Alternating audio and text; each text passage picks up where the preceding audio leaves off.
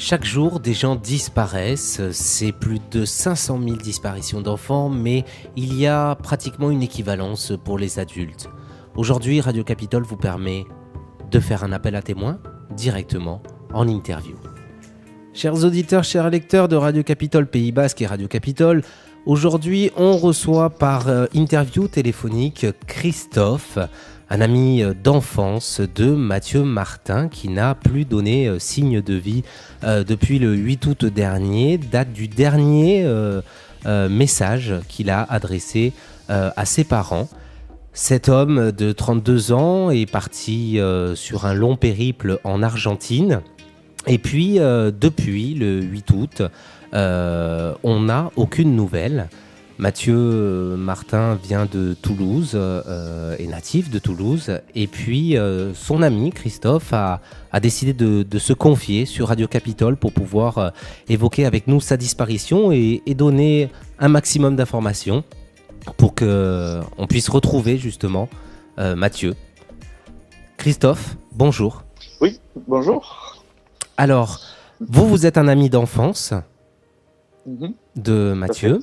Ça fait combien d'années que vous connaissez Mathieu ? Je pense que je me souviens pas quand est-ce qu'on s'est connus, mais on devait avoir entre 1 et 2 ans. Donc, ça fait un petit moment maintenant. Vous êtes investi dans cette disparition. Vous relayez énormément de choses sur les réseaux sociaux. Qu'est-ce qui s'est passé exactement ? Comme vous l'avez dit, on a eu un dernier message de Mathieu le 8 août dernier. C'est un mail qu'il avait adressé à ses parents pour les tenir au courant de ce qu'il faisait, comme il fait régulièrement. En fait, il a toujours prévenu ses parents avec un petit message ou un appel toutes les semaines, maximum tous les 10 jours. Et donc voilà, le dernier message qu'on a de lui, il date du 8 août dernier maintenant. Donc, qu'est-ce qu'on fait ? On fait tout ce qu'on peut pour essayer de le retrouver. Donc voilà, Mathieu était en tour du monde. Il est parti depuis une petite année maintenant en tour du monde. Il est parti de Toulouse, donc il a fait toute l'Afrique. Il a traversé l'Atlantique sur un voilier. Il est arrivé aux Antilles. Après, il a redescendu l'Amérique du Sud. Et là, il se trouvait donc au nord-ouest de l'Argentine, dans la province de Salta.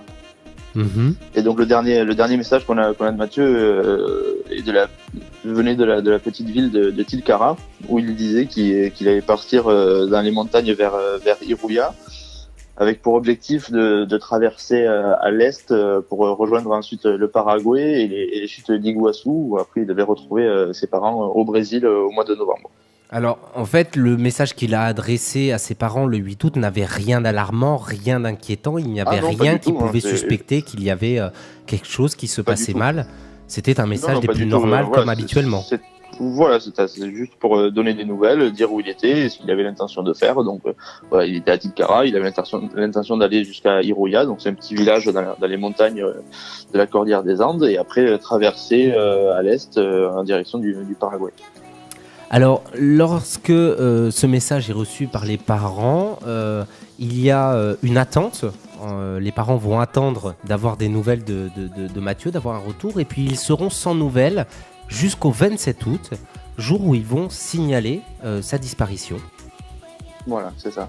Donc ils sont rendus à la gendarmerie pour officialiser la disparition, et du coup que les autorités prennent le relais sur les recherches et mettent tout ce qui est possible de mettre en place pour retrouver Mathieu. Alors Christophe, lorsque il y a eu ce signalement de disparition, ça a tout de suite été pris en charge, ou on a encore demandé aux parents de Mathieu d'attendre, de patienter ? Non, là, les autorités ont été très correcte par rapport à ça. On a tout de suite été mis en contact avec le consulat à Buenos Aires, et donc du coup les recherches ont commencé. Alors dès le départ, c'était plutôt du sondage pour essayer de retrouver des gens qui auraient pu voir Mathieu sur place, et après ils ont lancé des recherches sur le terrain avec des gens qui sont allés dans les montagnes, 2 hélicoptères qui ont survolé la zone avec des caméras thermiques. Bon, ça n'a rien donné pour le moment, donc les recherches sont toujours évidemment en cours. Mais non, les autorités ont été irréprochables, et là maintenant les parents de Mathieu se sont rendus sur place depuis le 16 septembre dernier. qui sont en Argentine et ils sont pris en charge par les autorités qui ils font tout pour les rassurer et pour surtout rechercher Mathieu. Exactement. Alors, Mathieu, c'est un homme qui, depuis 10 ans, fait le tour du monde. Il traverse donc plusieurs pays. Est-ce que vous pensez qu'il a pu tomber sur une mauvaise rencontre ou qu'il ait pris des risques sur quelque chose qui aurait pu le faire disparaître? Vous savez, là, toutes les hypothèses, on c'est déjà toutes énumérées en long, en large, en travers dans la tête. Il y a plein d'hypothèses. L'hypothèse de la mauvaise rencontre, effectivement, l'hypothèse d'une chute malheureuse, un accident il aurait pu se blesser, et donc il devient immobile. Donc il faut rappeler que c'est quand même une zone montagneuse, très rocheuse. Très rocheuse, où il n'y a pas du tout de réseau. Donc voilà, après toutes les hypothèses effectivement peuvent être envisagées. Aujourd'hui, donc comme vous le disiez tout à l'heure, les parents se sont rendus, sont encore même en Argentine. Qu'est-ce qui est prévu depuis qu'ils sont là-bas? Qu'est-ce que eux envisagent de faire pour tenter de retrouver leur fils? Et bien alors dans un premier temps, ils ont été accueillis par les autorités. Donc il y a beaucoup de réunions avec le chef de la police de la région de Saltas, la région de Jujuy, la province de Jujuy qui est un petit peu plus à l'est, avec évidemment le consulat à Buenos Aires et avec toutes les autorités compétentes sur place. Ils ont fait toutes ces réunions et ils en font encore, ils continuent pour être au courant des recherches et des résultats des recherches en cours.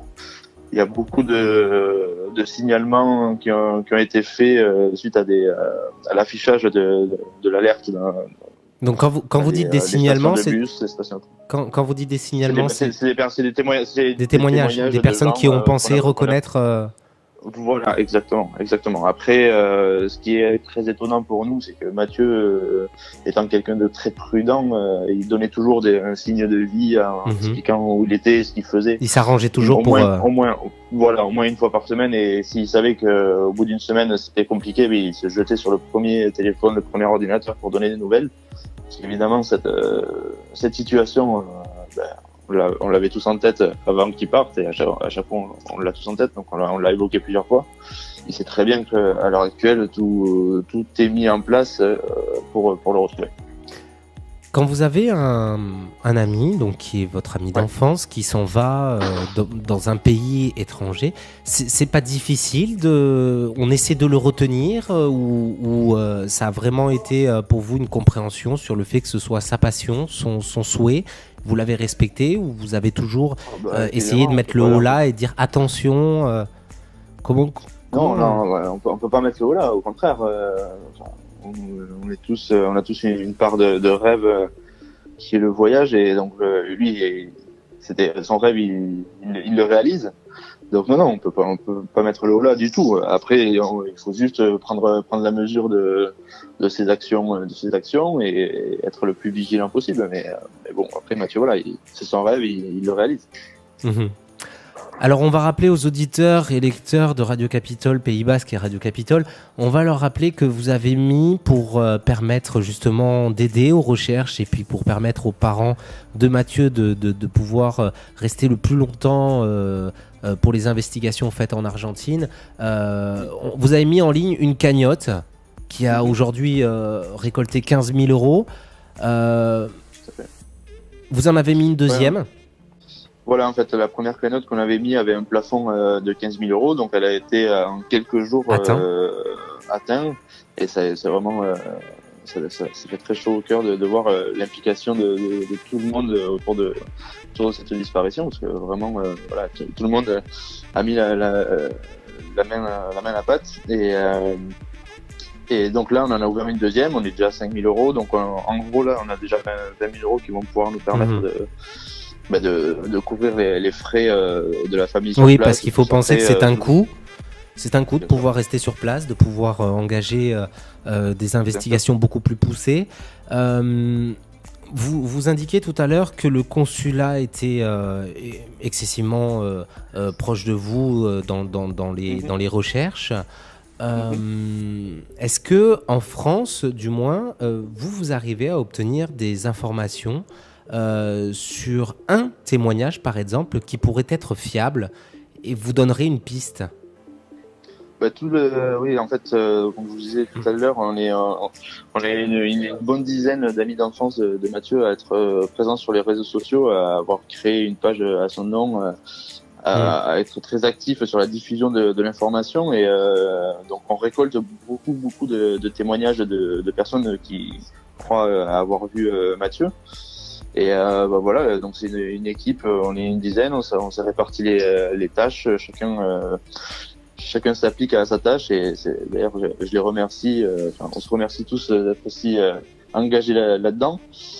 Et donc oui, grâce à ça, on récolte beaucoup de témoignages qu'on partage avec les autorités pour les tenir au courant, évidemment. Eux, ils nous tiennent au courant de leurs recherches, nous on les tient au courant de nos recherches. On essaie de travailler la main dans la main pour arriver à mettre toutes les chances de notre côté et retrouver Mathieu. Alors, on va rappeler, oui, comme vous le disiez, que vous étiez une équipe soudée, très investie dans la disparition de Mathieu Martin. Vous êtes à peu près 14 personnes. En plus, on rajoutera la famille, évidemment, qui s'investit dans cette disparition. Chacun a son petit rôle à jouer, chacun a une compétence précise dans la recherche. Par exemple, une personne peut s'occuper de la partie médiatique, une personne s'occupe de la cagnotte, tout ça. Il y a des choses qui sont tout à fait. Alors, c'est pas réglées. Des personnes individuelles, on a fait ça par groupe pour être le plus efficace. Et comme on a tous des emplois du temps aussi par ailleurs assez chargés, on a préféré faire ça par petits groupes pour être toujours le plus efficace possible. Donc effectivement, on a un groupe qui s'occupe essentiellement des réseaux sociaux, on a un groupe qui s'est occupé du montage de la cagnotte, on a un groupe après qui est très très important aussi, qui est sur le terrain directement. Et donc c'est des personnes qui habitent là-bas, qui donnent beaucoup de leur temps, de leur énergie, de leurs moyens à eux pour aider la famille sur place à se déplacer, à aller voir, à faire la traduction aussi. Et donc ouais, voilà. On essaie de faire le maximum pour mettre toutes les chances de notre côté et retrouver Mathieu. Alors on va rappeler aux auditeurs et lecteurs que vous avez donc du coup ouvert une page qui s'appelle Mathieu Martin, c'est ça, hein ? C'est ça, tout à fait. Voilà, et qu'on invite évidemment tous ceux qui sont susceptibles d'avoir des informations, de détenir des informations, de prendre attache avec les autorités compétentes et aussi avec vous, s'ils n'osent pas le faire, puisqu'il y a bien souvent des gens qui n'osent pas le faire. Tout à fait, il faut toujours oser. Il n'y a pas de mauvaises idées, il n'y a que de bonnes idées là. Voilà, tout doit être rempli de bonnes intentions et d'aide, de solidarité pour tenter de retrouver Mathieu. On va rappeler également la date de disparition auquel vous avez eu les parents ont eu un dernier message de Mathieu. Il s'agit du 8 août où Mathieu donc s'est rendu en Argentine. De quel côté exactement, vous pouvez nous le rappeler ? Alors le 8 août, son dernier message, il a été envoyé depuis Tilcara, qui est un petit village de la province de Salta au nord-ouest de l'Argentine, dans la cordillère des Andes. Et donc Mathieu, dans ce message-là, disait que tout allait bien et qu'il partait de Tilcara pour aller vers Iruya, qui est un petit village dans les montagnes, et qu'ensuite il irait vers l'est pour rejoindre le Paraguay et les chutes d'Iguassou. Merci en tout cas Christophe, vous auditeurs et lecteurs de Radio Capitole, vous êtes dans l'international, vous nous suivez internationalement sur Radio Capitole. Si vous êtes en Argentine et si vous reconnaissez les villes énoncées par Christophe, le meilleur ami d'enfance de Mathieu, eh bien, essayez vous aussi de recueillir des témoignages pour pouvoir après justement aider aux recherches pour tenter de retrouver Mathieu. Je rappelle que Mathieu a 32 ans et que ce n'est pas la première fois qu'il s'en va dans différents pays, mais c'est la première fois qu'il ne donne plus signe de vie. Si vous avez la moindre information, rendez-vous sur la page Mathieu Martin ou bien vous contactez les autorités compétentes. Je vous remercie Christophe d'être venu témoigner. Mais je vous en prie, merci à vous pour votre aide et votre diffusion. Et puis merci à tous vos éditeurs, surtout s'ils peuvent nous donner la moindre information. Voilà, et vous n'hésitez pas à revenir vers nous dès que vous avez des nouvelles. Surtout, chers auditeurs et lecteurs, n'hésitez pas à partager notre publication et surtout la photo qui est essentielle. La photo donc de Mathieu Martin. On se retrouve très vite pour vous donner des nouvelles sur cette disparition et on espère que celle-ci se terminera du mieux possible pour la famille et pour tous les amis. Merci à vous.